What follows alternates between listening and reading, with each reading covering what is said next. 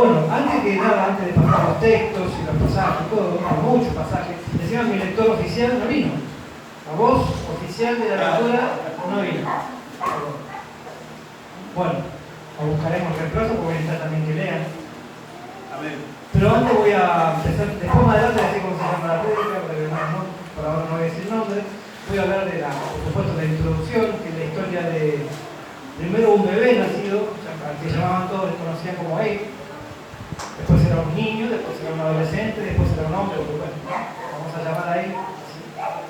Nacido bautista, confiesa, él siempre creyó en Dios toda su vida, pero nunca fue miembro en realidad de ninguna iglesia, pero él nació en un hogar bautista y siempre fue un hombre muy creyente. A pesar de todas las cosas que le pasaron en su vida, que fueron muchas, vamos a ver algunas de ellas. A los 7 años, él y su familia los echaron de la casa, se quedaron sin casa por deudas, así que tuvo que salir a trabajar a los 7 años. A los 9 años se le murió la mamá. Era un tipo... a los 18 era un simple campesino que trabajaba para comer.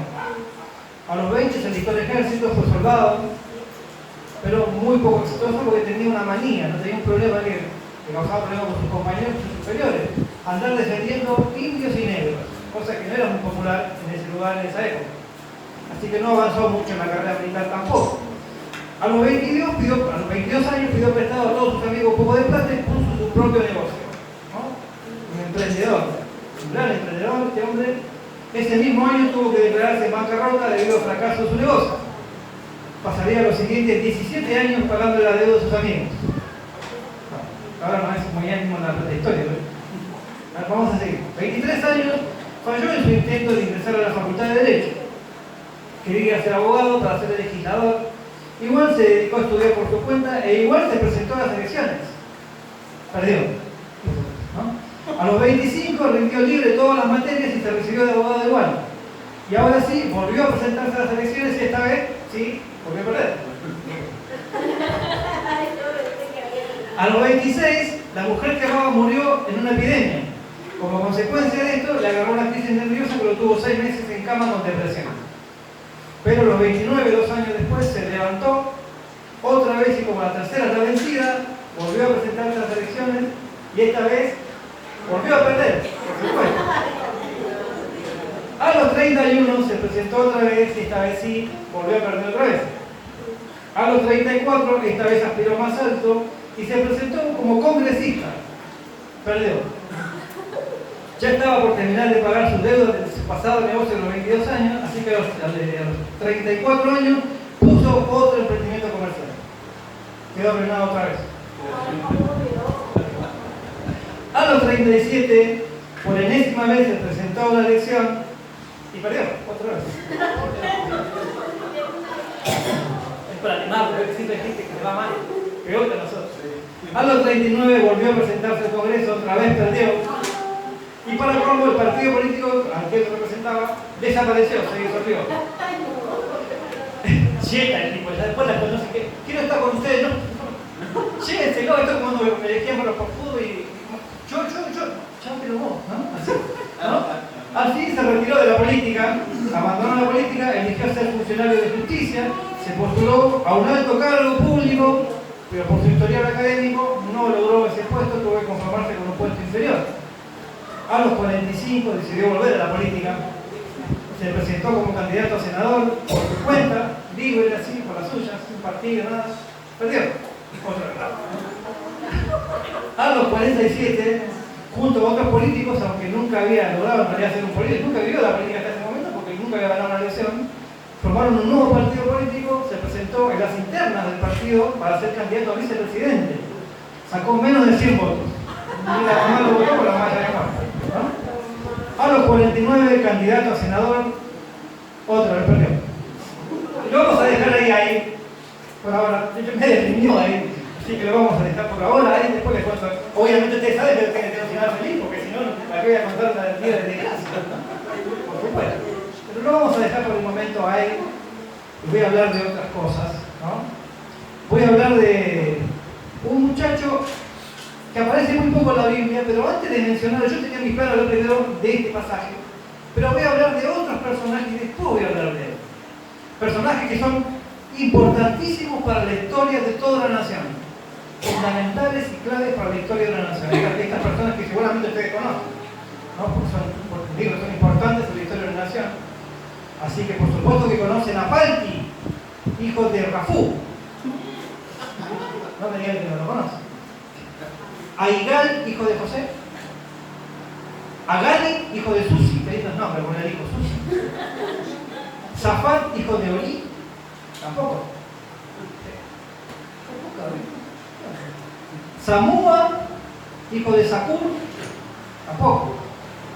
Gadiel, hijo de Sodi. ¿No? Ahí tomaba mucha soda. Amiel, hijo de Gemali. Tampoco lo conocen. Parecen africanos. Parecen, pero no son africanos. Setur, hijo de Micael. No es de Micael Jackson. Navi, qué feo poner hijo. Navi, hijo de Baxi. Tampoco.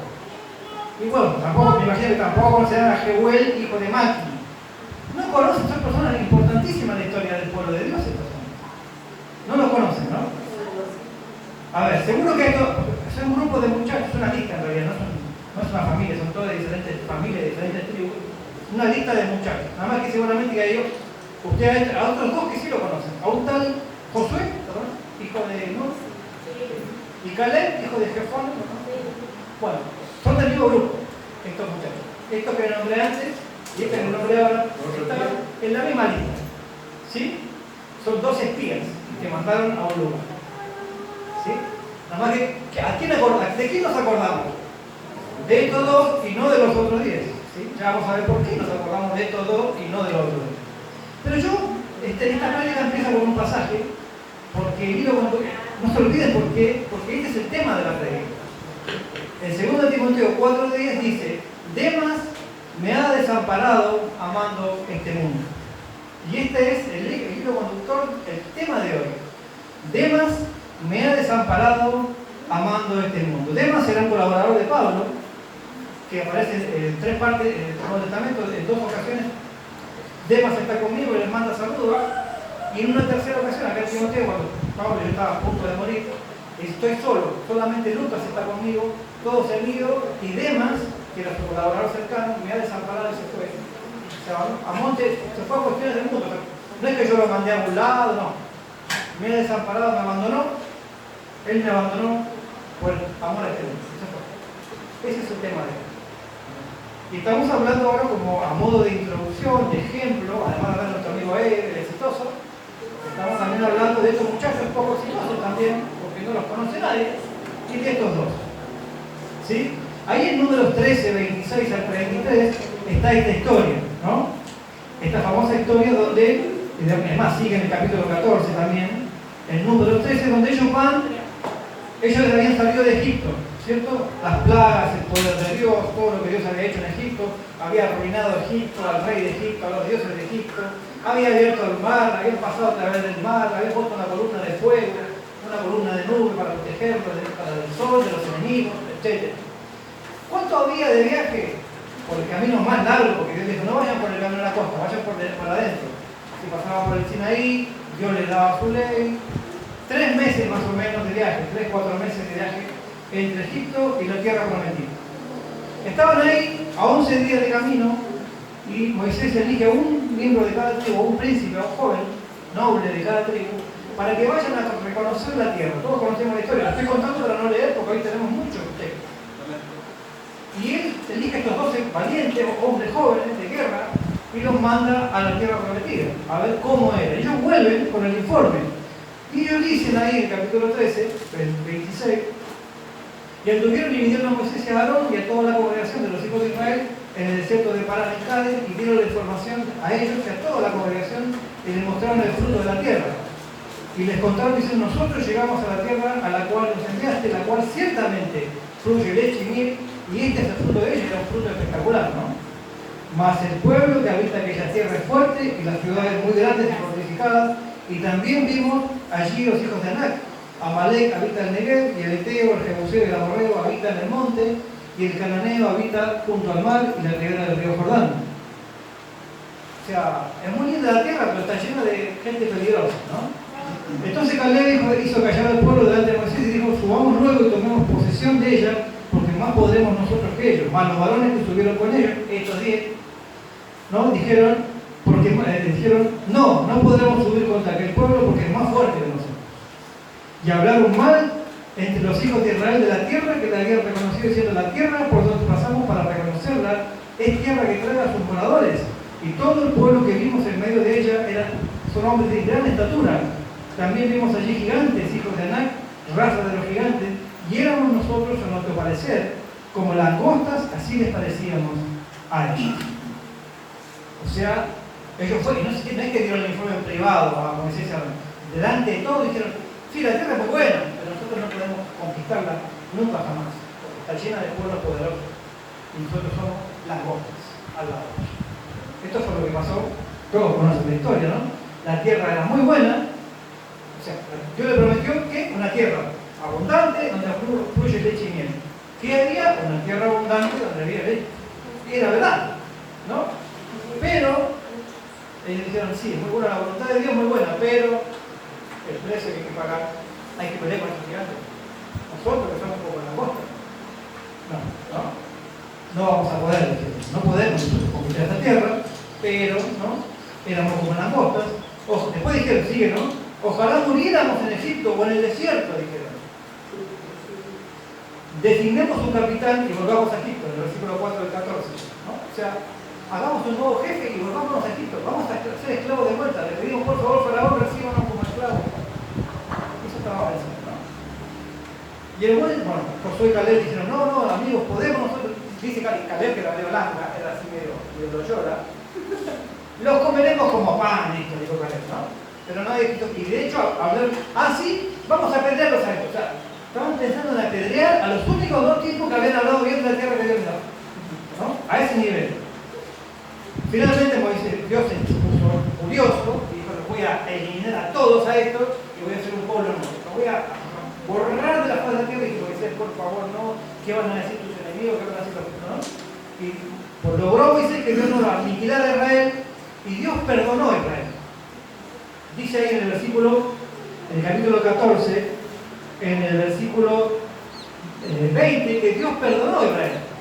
Pero después dice que habrá una consecuencia de este pecado. Van a estar 40 años, un año por cada día que ustedes reconocieron la tierra en este desierto. Un año, ¿sí? Y van a morir todos los mayores de 20 años, todos los que salieron de Egipto y vieron mis maravillas, porque no es que no conocían las maravillas, habían visto el poder de Dios y dijeron: ese poder de Dios no es efectivo para vencer a estos enemigos. Y dijeron: ninguno de ustedes que vieron mi gloria va a entrar en mi tierra. Solamente los pequeños, los hijos, que no vieron eso, los chiquitos, esos sí van a entrar, o los que nazcan en el desierto, pero ustedes grandes, salvo dos, Josué y Caleb, los demás nadie, ¿sí? Así que los anduvo dando vuelta 40 años por el desierto, ¿no? Un año por cada día. Y los 10 testigos cobardes, estos 10 muchachos, Pal y sus amigos, no es que murieron 40 años en el desierto, murieron en el mismo momento de plagas. Se enfermaron ahí mismo y se murieron ahí mismo. No tuvieron tiempo ni de dominar el desierto, ¿sí? Por haber hablado mal y menospreciado lo que Dios le había dado, ¿sí?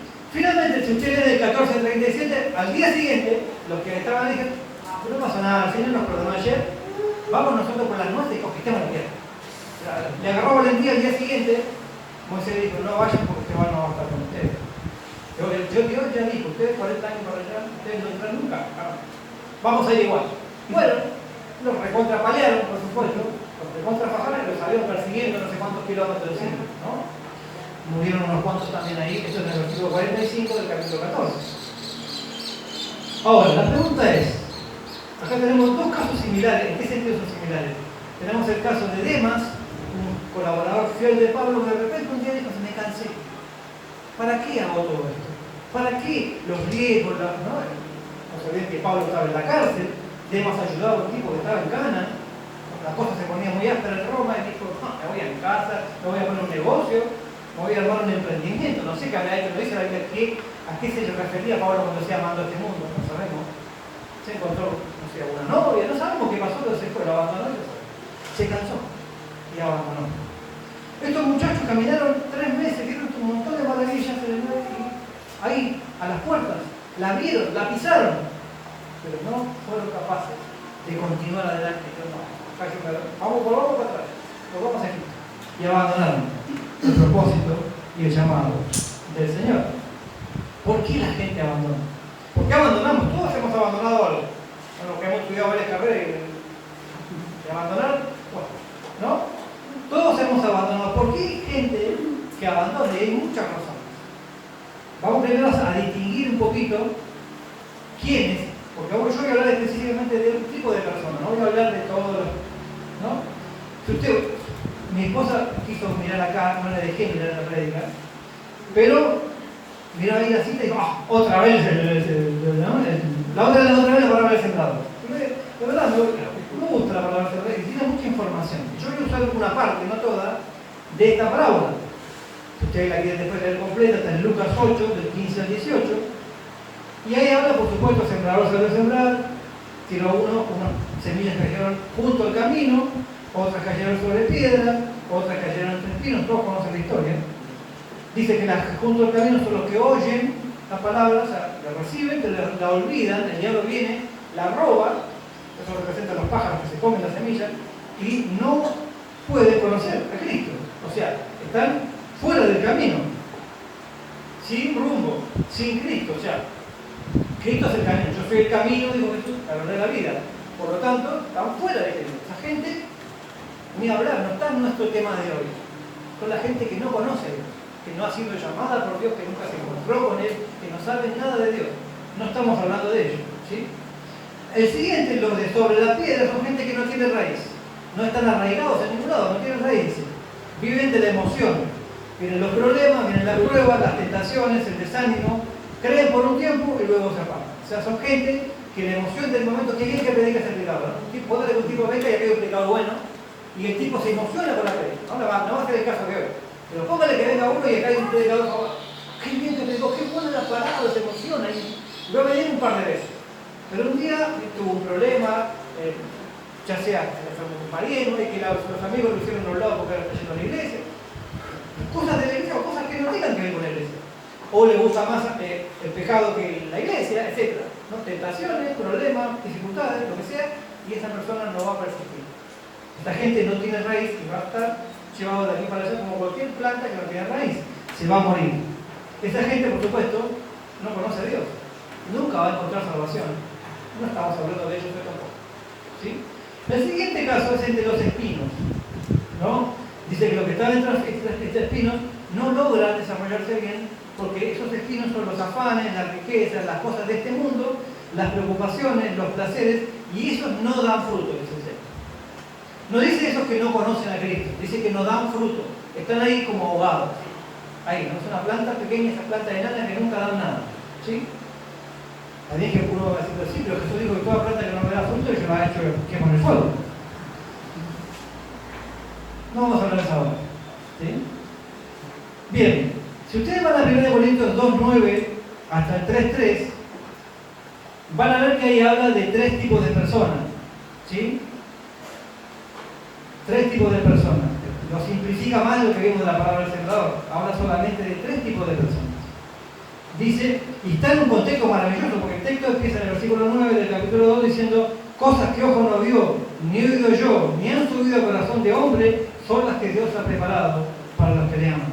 Dios tiene preparado cosas maravillosas para los que le aman. Dios tiene una tierra prometida para nosotros. Pero, ¿no? Dios nos reveló a nosotros por el Espíritu. Porque el Espíritu todo lo escudriña, aún lo profundo de Dios. Porque ¿quién de los hombres sabe las cosas del hombre, sino el Espíritu del hombre que está en él? Así tampoco nadie conoció las cosas de Dios, sino el Espíritu de Dios. Y nosotros no hemos recibido el Espíritu del mundo, sino el Espíritu que proviene de Dios, para que sepamos lo que Dios nos ha concedido. La única forma de acceder, de entender qué es lo que Dios nos ofrece personalmente, lo sabemos en general, sí, hay un cielo, pero personalmente, acá en la tierra y allí en el más allá. Específicamente aquí, ¿cuál es mi propósito? Es una revelación del Espíritu. Pero esa revelación del Espíritu es ¿a dónde? Al Espíritu del hombre. Porque ¿dónde es donde yo estoy vivo o muerto? En el Espíritu. La gente que no conoce a Dios, estos que están junto al camino, tienen el Espíritu muerto. Su Espíritu no tiene vida, por tanto no pueden recibir nada de esto. En cambio, los que tenemos a Cristo, el Espíritu nos da vida a nuestro Espíritu. Pero no siempre, ya vamos a ver. Porque ya hay personas que solamente reciben a Dios acá, pero no en el Espíritu. ¿Sí? El 13 dice, por lo cual también hablamos, y no con palabras enseñadas por sabiduría humana, sino con lo que enseña el Espíritu, acomodando lo espiritual a lo espiritual. Pero el hombre natural no percibe las cosas que son del Espíritu de Dios, porque para eso es locura, y no las puede entender, porque se han de discernir espiritualmente. En cambio, el espiritual juzga todas las cosas, pero él no es juzgado de nadie. Porque ¿quién conoció la mente del Señor? ¿Quién le instruirá? Mas nosotros tenemos la mente de Cristo. De manera que yo, hermanos, no pude hablaros como a espirituales, sino como a carnales, como a niños en Cristo. Os di de beber leche y no vianda, porque aún no eres capaces, ni sois capaces todavía, porque aún sois carnales. Acá hay una tercera categoría. Una primera categoría es el hombre natural, ¿no? En el original los psúquicos, ¿no?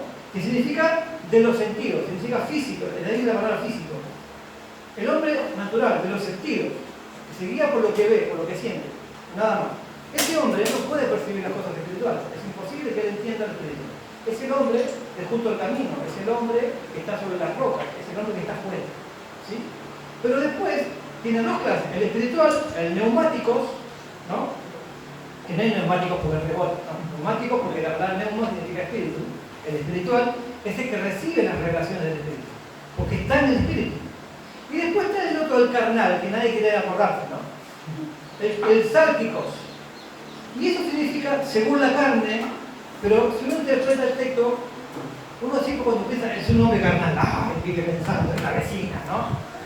Gracias a Dios, mi vecina es espantosa y nunca me ha tentado tener eso. No tengo el peligro de hacer. Lo hacemos a la carne, a los deseos carnales, pero fíjense que usted lee el contexto, está hablando de gente inmadura, que tiene que tomar leche porque nunca creció, de niños en Cristo, no gente maligna, retorcida, no pervertida, sino de gente inmadura, que no puede entender porque piensa como niño, tiene que recibir todo como si fuera un niño.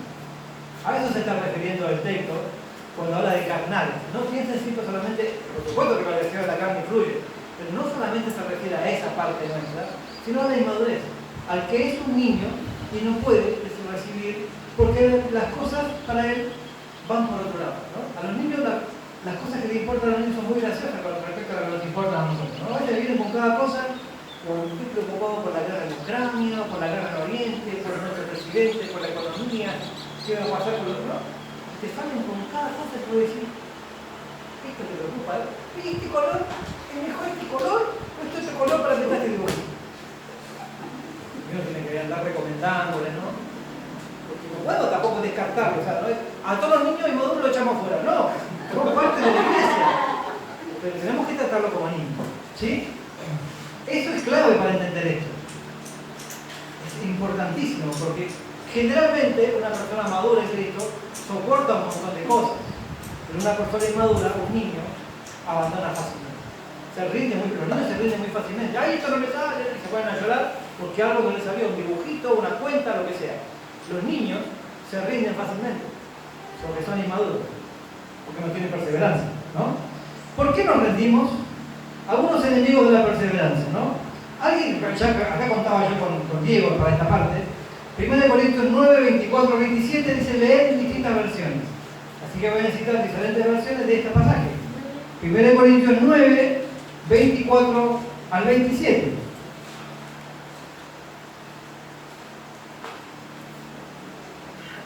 Uy, yo no tomé la hora.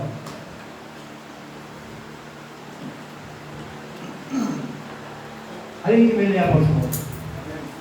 No, la verdad es que los que corren en el estadio, todos a la verdad corren, pero uno solo se lleva el premio. Corred de tal manera que lo obtengáis. Todo aquel que lucha, de todos se abstiene. Ellos, a la verdad, para recibir una corona corruptible, pero nosotros una incorruptible. Así que yo de esta manera corro, no como la aventura, de esta manera peleo, no como quien golpea al aire, sino que golpeo mi cuerpo y lo pongo en servidumbre, no sea que habiendo sido heraldo para otros, yo mismo venga a ser eliminado. Bien, ¿otra versión? Amén. no se dan cuenta de que en una carrera todos corren, pero solo una persona se lleva el premio. Así que corran para ganar. Todos los atletas se entrenan con disciplina. Lo hacen para ganar un premio que se desvanecerá, pero nosotros lo hacemos por un premio eterno. Por eso yo corro cada paso con propósito. No solo doy golpes al aire. Disciplino mi cuerpo como lo hace un atleta. Lo entreno para que haga lo que debe hacer. De lo contrario, temo que después de predicarle a otros, yo mismo quede descalificado. ¿Alguna otra versión por ahí? Ustedes saben que en una carrera todos corren, pero solamente uno recibe el premio. Pues bien, corran ustedes de tal modo que reciban el premio. Los que se preparan para competir en un deporte evitan todo lo que pueden hacerles daño y todo esto hacen por alcanzar como premio una corona que enseguida se marchita. En cambio, nosotros luchamos por recibir un premio que no se marchita. Yo, por mi parte, no corro a ciegas, ni peleo como si estuviera dando golpes al aire. Al contrario, castigo mi cuerpo y lo obligo a obedecerme, para no quedar yo mismo descalificado, después de haber enseñado a otros. Bien, ese pasaje habla diferentes alegorías que usa Pablo para mostrar la guerra, la lucha del cristiano, ¿no? El camino del cristiano. Hay dos formas de verlo esto, ¿no? Por un lado podemos hablar de la disciplina. ¿Por qué nos falta? ¿Por qué a veces no perseveramos? ¿Por qué no aprendimos? ¿Por qué abandonamos? Porque nos falta la disciplina para correr la carrera, ¿no? Un corredor tiene disciplina, ¿no? Es una forma de verlo. Porque si uno analiza más profundamente el texto, dice, porque no corren por el premio. Tengan el ojo puesto en el premio. Piensen en el premio. Y el premio nuestro no es una corona porque es una corona que se marchita por los corredores, le dan una corona de laurel al que ganaba. ¿Cuánto dura la corona? Un par de días se seca. Dice, la nuestra no se marchita en esta corona, nuestro premio no se va a marchitar. Nuestro premio es esa tierra prometida que no es una tierra es una tierra perfecta, es un propósito perfecto. Piensen en el premio y va a ser más fácil buscar la disciplina. Hay una herencia que hemos recibido de nuestra formación que siempre nos enseñaron por el lado de la disciplina. No hagas esto, no hagas esto, no hagas esto para lograr aquello. Pero no hagas esto, ¿eh? ¿Qué estás haciendo? Es una forma. Pero si pienso en el premio, si me preocupo por descubrir cuál es ese premio, cuál es ese llamado, cuál es ese propósito, qué es lo que Dios tiene para mí, dice la Biblia, recién leímos, cosas que ojo no vio, ni oído yo, ni han subido corazón de personas que tienen preparadas para los que le aman. ¿Valdrá la pena? ¿Valdrá la pena el premio? Pensemos en el premio y va a ser más fácil disciplinarnos. Correr, un problema para fallar es que corremos sin propósito, ¿no? Es correr como a la aventura, dice la versión, ¿no? Correr sin destino. Dice, nosotros no corremos sin destino, nosotros corremos con un propósito, con una meta. El corredor iba hacia una meta, y si pensamos mejor en el propósito, en lugar de la carrera, y de esto yo le puedo hablar un montón. Yo, atletas pesadas, no sé por qué se ríen. Es bonito. A ver, yo voy a hacer y no es broma lo que voy a aclarar. Todos creen que soy pésimo atleta. Por malas influencias acá. Pero es falso, ¿saben? Yo era un buen atleta, o sea, yo era bueno en flexiones, abdominales, salto de chumbo. Cuando tenía 17 años yo saltaba 4,50 metros en salto de largo. Mi problema era correr con resistencia. Ahí estaba el problema, había que correr los 1500 metros en la placita. Los primeros 400 eran fenómenos. El profesor me decía, bien, yo lo hago. Vas bien. Ya cuando iba a los 600 metros, ya me pinchaba acá, me arrastraba una pierna así. Y ahí ya, la segunda vuelta, o apuraba, o mejoraba, o no llegaba. Ya para la tercera yo estaba sentado en la parada colectiva allá, esperando que pase. Tenía que hacer 6 minutos 15 y a los 9 minutos más aparecía Loyola, último. Por medio pulmón afuera. Mi problema era ese. El tema de la carrera, de correr, la resistencia. Decirle cómo probar. No era eso. Ese era mi problema. No era un tema de que sea la mano en todos los deportes. Pero la carrera en particular me costó. Vos no sé lo que... Si hubiera pensado, che, si yo hago esto, capaz que me ahorro un montón de problemas más adelante, porque me costó mucho probar la materia. Si me ahorro un montón de problemas y me esfuerzo y me entreno en la semana para poder aprobar cosas que yo no hacía, ¿no? Quizás, si hubiera tenido la mente en el propósito, hubiera sido diferente. Dice, es importante, ¿por qué no identificamos al enemigo? Muchas veces fallamos porque no identificamos cuál es mi problema, cuál es mi debilidad, cuál es mi enemigo. Siempre pensamos el enemigo, el diablo. No, muchas veces el enemigo está dentro, ¿no? Y no estoy hablando ni de demonios, ni de escuelas que vienen con nosotros. No. Estoy hablando del enemigo, en el sentido de que son nuestras carnes, nuestras debilidades, ¿sí? Yo no doy golpes al aire, decía Pablo. Yo sé a dónde tengo que golpear. Entonces tenemos que identificar cuál es mi problema para poder atacar ese problema. Si yo soy más certero en eso, voy a equivocarme menos y voy a abandonar menos la carrera. Después uno dice, no se enreda las cosas de este mundo, dice, ¿no? O sea, libre para disfrutar del viaje, puse yo acá. O sea, si yo me enredo y voy a correr con jean, y con zapatos de vestir, y con una mochila, etcétera, ¿no? O con abrigo, no, para correr yo tengo que liberarme de mis pesos, de todo lo que me pueda molestar, y correr libremente la carrera, y disfrutar la carrera. Yo jamás disfruté esas carreras. Las odiaba. Pero si había gente que les fascinaba, odiaban química, matemáticas, lo que sea. Pero la educación física era para ellos un momento de diversión y corría con una alegría. Y yo le decía, está loco, ¿no? Si uno disfrutara mejor la carrera, el viaje, en lugar de pensar tanto en qué feo, qué calles incómodas, pensar que puedo dar este viaje, este paseo esta mañana, ¿no? Ahí en 2 Timoteo 2, 4 al 6 continúa ahora con una idea similar a esta. Y antes saliendo de acá de Corinto, me aclaro una cosa, porque muchos dicen, ¿vieron que la salvación se pierde? Ahí en este pasaje dice Pablo, hace que yo después de ser maestro de muchos, sea eliminado, sea perdido. Pero si ustedes van al griego, van a ver que el término adóquimos, eliminado, no significa perdido, significa no ganador. Es el que no ganó la corona. Está hablando del premio, no hace cosas que después de haber trabajado tanto, yo no me lleve el galardón. Está hablando de galardón, no de salvación el pasaje, ¿sí? No está en poco la salvación acá. Muchas personas la abandonan, pero no es que se pierden. Israel abandonó, ¿sí? Pero Dios estuvo con ellos en el desierto. Les dio de comer, les dio agua, les dio codornices, les dio sombra, pero en el desierto, ¿sí? 2 Timoteo 2, 4 al 6 dice que toma el ejemplo del soldado, ¿no? Toma el ejemplo del soldado y del agricultor. Y dice que la persona que hay de atleta también, a ver, soldado, agricultor y atleta. Habla así, acá está. Dice, ninguno que milita dentro de los negocios de la vida a fin de dar que lo tomó por soldado. El que lucha como atleta no es coronado, sino lucha legítimamente. El labrador, para participar de los frutos, tiene que trabajar primero. Entonces, podemos tomar, ¿no? Correr, hacer las cosas sin buscar atajos. A veces buscamos el atajo y eso nos hace equivocarnos. La falta de paciencia y esfuerzo en la tarea también. Si en lugar de pensar en todo lo que me tengo que esforzar, porque también otra experiencia personal, tuvimos una quinta, todo lo que es desde la casa de adelante hasta la casa del fondo era una gran quinta que nosotros sembrábamos un montón de cosas ahí y había que regarla con un bomba manual, con un carrito con agujeritos, entonces unos baldes todos los días. Era un laburo tremendo. Uno dice, ¿qué porquería que es esto, no?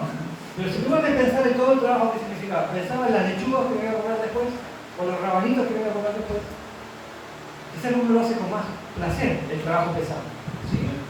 Siempre estamos pensando en la disciplina, en el esfuerzo, en lo feo, y no pensamos en lo que viene. ¿Para qué hago esto? ¿Sí?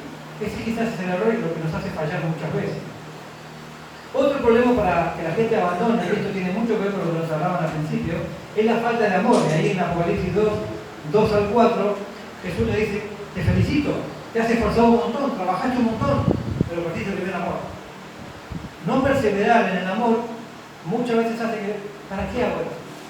Ya no vale la pena, ya no estoy tan enamorado del Señor. Hay otras cosas más importantes para mí.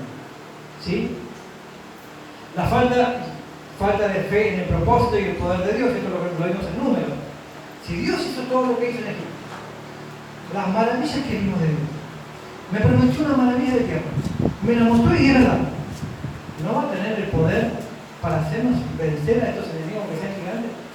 Si tuvo el poder de aplastar al faraón de Egipto, el imperio más poderoso de la época, acabar con todo, abrir el mar, seguir una columna de fuego inexplicable todas las noches acá. Este Dios que hace todo, ¿no va a poder vencer a los gigantes? Tener fe en el propósito y en el poder de Dios. ¿Sí? Muchas veces nosotros vemos más grandes los problemas nuestros que el poder de Dios. Ahora, hasta acá llegó un punto, y acá hay un punto de inflexión en esto. Esto es la tradicional. Siempre vemos la vida cristiana de esta manera. Hay una manera negativa de verla, disciplina, correr, identificar al enemigo, ¿no? Una manera positiva de verla, pensar en el premio, pensar en el propósito, dar golpes certeros. Pero aún sigue todo dentro de la misma línea. Una línea que va de abajo hacia arriba. Yo me tengo que esforzar un montón para alcanzar el cielo. Esa se llama, en términos teológicos, el ascetismo. Yo me tengo que esforzar mucho para lograr ganar a Dios, ganar el cielo. Pero en realidad el ascetismo se opone a la encarnación. La encarnación es, en lugar de yo llegar al cielo, el cielo baja acá. ¿Qué es lo que Cristo? ¿Qué pasó? Cristo vino del cielo a la tierra porque yo no podía alcanzar el cielo. Entonces tuvo que venir Él. ¿Sí? Entonces hay otra manera de ver la vida cristiana que no desecha estas cosas, son importantes, pero hay otra forma, hay un camino, como decía Pablo, más excelente, ¿no? Pero no está exento de dificultades. Si ustedes van a Juan 6, 64 a 66, hay un pasaje muy famoso, no tanto el contexto del pasaje, pero sí la historia que está ahí, relatada muy breve. En Juan 6, 64 dice: pero hay algunos de vosotros que no creen, porque Jesús sabía desde el principio quiénes eran los que no creían y quiénes le habían de entregar. Y dijo: por eso os he dicho que ninguno puede venir a mí si no le fuere dado por el Padre. Desde entonces, muchos de sus discípulos volvieron atrás y ya no andaban con él. Muchos lo abandonaron. Porque él dijo esto. ¿Qué dijo? No es esto que acabo de leer lo que él dijo. Uno dice, muchos lo abandonaron porque la palabra es muy dura, ¿no? Porque usted lee en el versículo 60, dice, palabra muy dura, ¿quién podrá soportarla? Entonces, después de todo esto, Jesús dice, ¿ustedes se ofenden por esto? Y después de que muchos no lo seguían más, ¿no? No es que no lo seguían porque sacaron el Facebook, no andaban más con Jesús, ¿sí? Me digo, pide joven, no lo seguían, sacaron, ¿no? Bien, muchos dejaron, pero ¿qué fue lo que provocó esta ofensa? ¿Cuál era la palabra tan dura de soportar? Porque Jesús señala acá lo que leímos recién, la falta de fe en ellos, ¿no? Y que el Padre trae a las personas, no es que nosotros buscamos a Dios, Él nos busca a nosotros, ¿no? Y que muchos por esto se fueron. Ahora, ¿por qué se ofendieron? ¿Qué fue lo que les molestó tanto? Y ahí vamos a leer el contexto y uno dice, Jesús dijo algo tremendo. Dijo Jesús así, el que me come, dice no, entonces, coman mi carne y beban mi sangre, el que me come vivirá por mí. Esto fue lo que se nos ofendió. Esto fue el escándalo, lo que la gente lo no siguiera más a Jesús. Es que Jesús dijo, el único pan que ustedes necesitan para vivir soy yo. Ustedes me tienen que comer a mí y me tienen que tomar mi sangre y entonces van a vivir. Se pusieron locos. ¿Qué está diciendo este? Es un caníbal. ¿No? ¿De qué está hablando? ¿Qué? Él es el pan del cielo, decía uno. Si yo no conozco si este es el hijo del carpintero, ¿cómo dice que bajó del cielo? Dice ahí el texto, en el capítulo 6. ¿Qué está diciendo? Y Jesús le está diciendo, ustedes no me incorporan a mí como parte de ustedes. Si no se hacen uno conmigo, si no se comen mi propia esencia, ustedes no pueden conocer. No pueden vivir, ¿no? Ustedes no podrán vivir si no hacen eso. Porque hay una cosa importante que ahí yo entiendo. Jesús es una prioridad, debería ser una prioridad. Pero Jesús no es un motivo para vivir. Jesús dice, yo soy el camino, la verdad y Él es la vida. Él es más que un motivo para vivir. Él es la vida misma. Pero si es Jesús, no hay vida. ¿Sí? Ahora Él dijo esto y la gente se reofendió cuando Jesús dijo. Ahora, ¿qué significa esto literalmente? Y para entenderlo uno va a Juan 3, ¿no? Donde hay un experto, entonces uno se da cuenta que saber mucho de la teología no sirve porque Nicodemo, que era el máximo teólogo de su época de Jerusalén, fue de noche donde Jesús dijo, che, Jesús, ¿me explicás? Y Jesús le explicó y dijo, no entiendo. Y Jesús le dijo, vos sos maestro de Israel, ¿no entendés esto? Le dijo, ¿qué es lo que no entendía? Que Jesús le dijo lo siguiente. Jesús le dijo, respondió Jesús y dijo, de cierto te digo, que el que no naciera de nuevo no puede ver el reino de Dios. Eso le dijo. Tenés que nacer de nuevo. ¿Qué? ¿Me tengo que meter de vuelta en mi mamá? ¿Cómo hago? Dijo Nicodemo. ¿Por qué esta confusión? Porque si ustedes van al original, la palabra ahí, nacer de nuevo, anotzen, significa dos cosas. De nuevo, otra vez, y significa de lo alto, de arriba, tiene dos significados. Entonces dice que me tengo que meter de vuelta en mi mamá para nacer otra vez, dijo Nicodemo. Jesús dijo, no, tiene que nacer del Espíritu, tiene que nacer de arriba, lo que es terrenal es terrenal y lo que es del cielo es del cielo. Por eso ahí se entiende por qué esa discusión tan extraña, no hay que hablar de idiomas diferentes, no, tiene que ver con la palabra que se emplea, ¿sí? Y en el 5 dice, de cierto, y cuando Jesús dice de cierto, dice, te aseguro, ¿no? Te aseguro que el que no naciere del agua y del Espíritu no puede entrar en el reino. Antes dijo no puede ver, ahora dice no puede entrar en el reino de Dios. Si vos no nacés del agua y del Espíritu, y acá se pone la cosa espesa, ¿no? Porque es más que forzarlo en una carrera esto. Parece que es más fácil, pero sí será más fácil. ¿Sí? Hay que nacer del agua y del Espíritu. O sea que no alcanza con el Jesús mental, con saber y entender y creer acá. Está en el Espíritu, como yo le leía antes. En el Espíritu está la razón. ¿Por qué mucha gente abandona? Porque nunca conocieron más por Jesús mental. Nunca incorporaron a Jesús acá. Por eso es que abandonan. Entonces dice, el nacimiento, el versículo 6 dice, hay dos nacimientos, la voluntad de carne y la voluntad del Espíritu. Y un hombre que leía yo decía una gran verdad. ¿Cuánto participó usted en su nacimiento físico? En mi nacimiento participaron unas personas que están por ahí, no quiero ni pensar en lo que estuvieron haciendo, pero nací yo. Yo no tuve nada que ver en eso. Ni cómo fue concebido, ni en qué circunstancias maritales fue concebido, ni en qué lugar fue concebido. No quiero ni saber. ¿Sí? Nada que ver. No tuve nada que ver yo. Lo mismo pasa con el nacimiento espiritual. No es una obra mía. Yo no me puedo esforzar todo lo que quiera, pero yo no puedo nacer de nuevo por mi esfuerzo. Es una obra de Dios, es una obra del Espíritu. Lo va a hacer Él. Como todo nacimiento, lo provoca el Padre, o lo provoca el Hijo. ¿Sí? Eso abre un poco de esperanza, porque ya quizás, yo no puedo, pero quizás alguien me ayude, ¿sí? Y me haga nacer de nuevo. Dice la Biblia ahí en 2 Corintios 5:17, perdón, según está en Cristo, nueva criatura es, o sea, nueva creación es. Las cosas viejas pasaron, todas son hechas nuevas. ¿Qué significa esto? Que yo soy una nueva creación. No es que Dios me arregla la vida. Dios me hace de nuevo. Y para poder nacer de nuevo, como te digo, pues esto es una continuación de lo que se viene predicando hace rato. Ya no vivo yo, más Cristo vive, yo estoy crucificado, yo morí y nací de nuevo. Entonces yo soy una nueva criatura.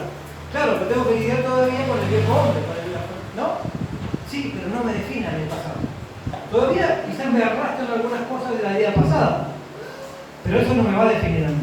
A mí me define el futuro. ¿Cuál es el problema de los jóvenes, estos 10 jóvenes que estaban en el desierto? Tenían mente de esclavo. Los definía su pasado. Volvamos a nuestro faraón para que nos perdone, para ser esclavos otra vez. No tenían mente de conquistador. No, Dios nos dio la tierra. Vamos, decía Caleb, vamos a comerla como pan, muchachos. Está bien, es un tema de cómo me percibo. Nosotros nos percibimos como langosta. ¿Cómo me veo yo? ¿Comiéndome los gigantes como pan? Como decía Caleb, la anga de Caleb, o como los otros muchachos que dicen, somos como las gotas, o vamos con el faraón para que nos perdone. Eso es la clave de este asunto. Me define mi futuro, me define mi propósito, me define mi destino o me define mi pasado. Por supuesto que va a haber cosas que van a estorbar todavía, pero no me define solamente. ¿Sí? Y ahora sí, cuando decimos, todo es una obra del Espíritu y todo lo entendemos. Tiene que nacer del Espíritu y todo lo entendemos. Y el agua tiene que nacer del agua y del espíritu. Y el agua mismo, no estamos hablando de baño, chicos, adolescentes, no estamos hablando de baño. ¿No? ¿Qué quiere decir el agua? Y acá hay 4 versiones. El agua se refiere al nacimiento físico. O sea, la parte de uno está en un líquido 9 meses metido, no quiero hablar de eso, ¿no? Entonces dice, además del físico, el espiritual. Es una posible lectura del pasaje. Otra es, el agua se refiere al arrepentimiento. En ese momento estaba en boga el bautismo de Juan el Bautista. Y de hecho, 1 Pedro 3:21 dice que el bautismo es una muestra de la conciencia limpia hacia Dios. O sea, el bautismo tiene que ver con el arrepentimiento. ¿Sí? Es posible. ¿Sí? Además, interesante, yo no podría la transcripción, no copié el sentido, pero es muy interesante la palabra arrepentimiento, porque todos decimos, ¿qué significa arrepentirse? Cambiar de mente, ¿no? Porque la palabra griega ahí es metanoia, ¿no? Pero si ustedes ven el significado literal de metanoia, meta, hasta de moda por el Facebook, ¿no? Meta significa más allá, y neus significa mente, pensamiento, idea, pensar más allá, no solamente darle vuelta, no solamente cambiar, es pensar, es mirar la tierra prometida. ¿Vale la pena que yo me revuelque en esta porquería de pecado? Cuando Dios me ofrece eso, ¿vale la pena realmente? A eso se refiere cuando está diciendo esto. Pensemos en eso. El agua puede ser el arrepentimiento, el agua puede ser la regeneración del espíritu, lavamiento de regeneración y renovación por el espíritu, como lo dice Tito 3:5, ¿no? El espíritu nos regenera como un agua, nos lava. El agua puede ser la palabra de Dios. Efesios 5:26 dice que nos purificó lavando la iglesia con la palabra, o sea, usando la iglesia como medio de regeneración. ¿Cuál es la correcta? Vote. Las 4 son correctas, ¿no? Depende cómo lo veamos. Todo, por supuesto, que eso se refería a un nacimiento espiritual, además de un nacimiento físico. Se refería que, por supuesto, que uno tiene que arrepentirse para entrar en este reino. No puedo dar, ay, sí, soy un pecador roñoso, me revuelvo todos los días de pecado, voy a la iglesia y me encanta, y sí, no voy a seguir pecando. No, por supuesto, tengo que reconocer que lo que yo hago está mal y me tengo que arrepentir, ¿no? Es una regeneración del espíritu, porque el espíritu nos va lavando, nos va regenerando. Hay un autor que se llama Baxter que decía una muy buena frase: regeneración es la fuente, la santificación es el río. O sea, la regeneración es donde el espíritu viene y nos va santificando en un río continuo, corre permanentemente, o sea que todos los días nos va lavando un poco, porque todos los días nos ensuciamos un poco, ¿sí? A esa agua se refiere.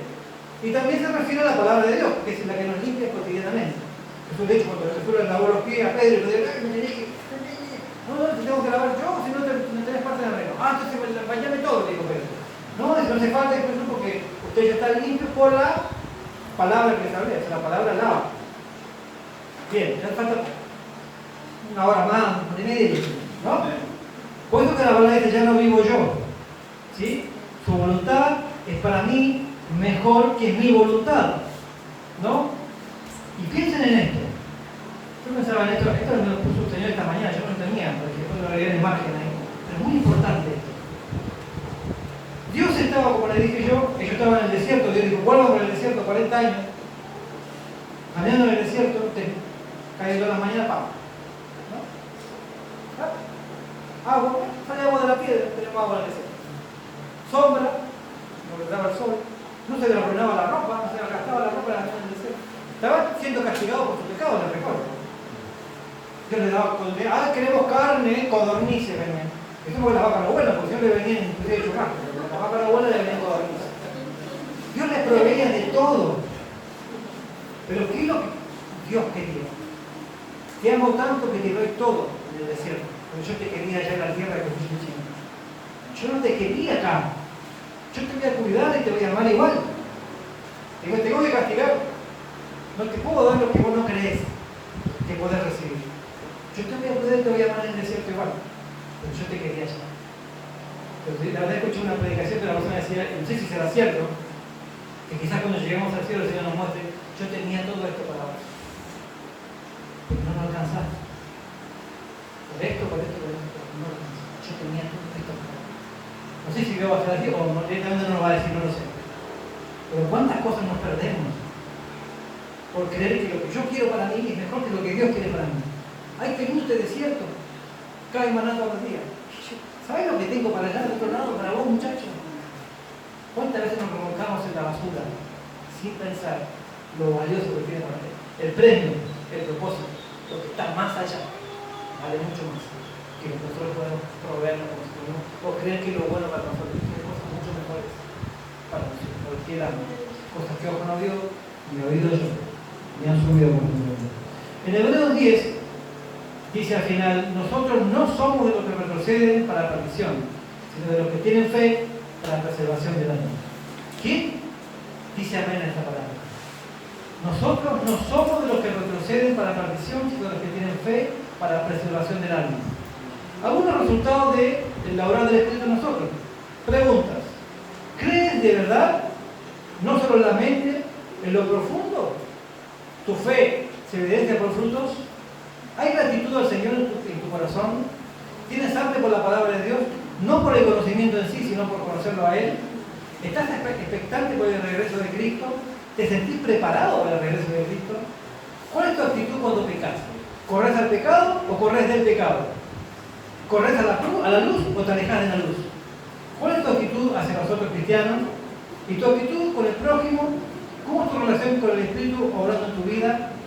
Todas estas preguntas que se marcan en muchos lugares, uno las plantea y dice, bueno, tengo que hacer esto, tengo que mejorar y voy a lograr. Pero no son escalones, es el resultado de lograr, es el resultado de la vida de Cristo mismo. Yo le tengo que entregar la vida, mismo a hacer todo. No depende de mi esfuerzo. Te entrego, confío más en vos que en mí. Lo que vos querés para mí es mejor y vos tenés más poder para vencer los gigantes que yo. Esto es tuyo. Si él es de él, él hace lo que quiere con nuestra vida, porque es dueño. Se lo entrego, hace vos. Es el resultado de su obra, no es el escalón para llegar al cielo. Es la obra de Dios, no la nuestra. Es simplemente entregarse por completo y que él haga y él produzca el resto. Y no tiene que ser difícil. Este pasaje fue el pasaje, esta y una canción, fue lo que comenzaron hace muchas semanas atrás, antes de que me diera la prédica, con este asunto. Y es un pasaje que leí una mañana y que me llamó mucho el libro. Lo relacioné enseguida con los que estudiamos la Biblia y con Nicodemo, ese hombre que sabía tanto y parece que no entendía nada. Ahí en Isaías 35 hay un pasaje maravilloso, voy a leer el versículo 3. Dice, fortalecer las manos cansadas y afirmar las rodillas endebles, decirle desde el corazón apocado, esforzaos, no temáis. He aquí que vuestro Dios viene con retribución, con pago. Dios mismo vendrá y os salvará. Entonces los ojos de los ciegos serán abiertos y los oídos de los sordos se abrirán. Entonces el cojo saltará como un ciervo y cantará la lengua del mudo, porque aguas serán cavadas en el desierto y torrentes en la soledad. El lugar seco se convertirá en estanque y el sequedal en manaderos de agua. En la morada de chacales, en su guarida será lugar de cañas y juncos. Y habrá allí calzada de camino y será llamado camino de santidad. No pasará inmundo por él, sino que él mismo estará con ellos. El que anduviere en este camino, por torpe que sea, no se extraviará. No habrá allí león ni fiera subirá por él, ni allí se hallará para que caminen los redimidos. Y los redimidos de Jehová volverán y vendrán nación con alegría y gozo perpetuo sobre sus cabezas. Y tendrán gozo y alegría y oirán la tristeza y el gemido. Ahí al principio dice que lo va a hacer Él. Él vendrá, Él mismo va a venir a hacerlo. Después dice que lo que estaba muerto, lo que estaba seco va a vivir. Y dice que esto va a producir alegría en nosotros. Ay, qué difícil, hay que ir a la iglesia, no hay que pecar. No tiene que ser así la vida cristiana. Tiene que producir alegría servir al Señor, porque es lo mejor. Hay un camino de santidad y dice que Él mismo te va a guiar por ese camino. Y esta palabra clave es esta, la frase clave es esta. Por torpe que sea, no se extraviará. No depende de nuestra capacidad, no depende de nuestra inteligencia, no depende de nuestro conocimiento, no hay que ser ningún teólogo ni nada. No importa que seamos la persona más torpe, no importa porque Él lo va a hacer. No depende de nosotros, depende de Él. Esa es la clave. No depende de nuestro esfuerzo, es simplemente entregarse para que Él haga y logre. Y cierro, voy a cerrar con dos cosas, con un pedacito de una canción que fue la que disparó todo esto, y por supuesto que me tengo que ver al final de nuestro amigo ¡Ey! ¿No? ¿Qué pasó con él? La canción es Yo no abandono de Rescate, dice yo no abandono, algunas palabras, no voy a leer entera. Yo no abandono, hoy abrazo tu libertad, en tus brazos quiero despertar. Si hoy no salió, mañana intento. Siempre encuentro el cielo abierto y tu amor despierto. Yo te prefiero, yo no abandono. Cuando el agua hasta el cuello da, yo no abandono. Si el camino cuesta arriba está, yo no abandono. Si las balas pican cerca igual, yo no abandono. Cada vez que algo sale mal, de nuevo intento, yo no abandono. No nos dejemos engañar por nuestros propios fracasos y nuestras propias debilidades, porque no depende de nosotros. Podemos fracasar 1000 veces, pero si hoy no salió, mañana me levanto de vuelta. ¿Por qué? Porque por supuesto, la tercera no fue la vencida, la cuarta no fue la vencida, la quinta no fue, pero la 12ª sí será la vencida, ¿no? Como la 12ª es la vencida y que haya apuntar bien alto, por fin él, o sea, Abraham Lincoln, se convirtió en el presidente número 16 de los Estados Unidos. Le tocó un país con dos modelos socioeconómicos muy divididos. Él estaba decidido a llevar adelante la lucha de toda su vida, que es la abolición de la esclavitud, lo que provocó una terrible guerra civil. Al fin proclamó la emancipación de todos los esclavos del sur. El 31 de enero de 1865 promulgó la 13ª enmienda que puso fin a la esclavitud en todo el territorio de los Estados Unidos. Y el 14 de abril de ese mismo año, 5 días después del fin de la guerra, fue asesinado. Sin embargo, su propósito ya estaba cumplido. Yo no abandono, decía este muchacho. Señor Erendí.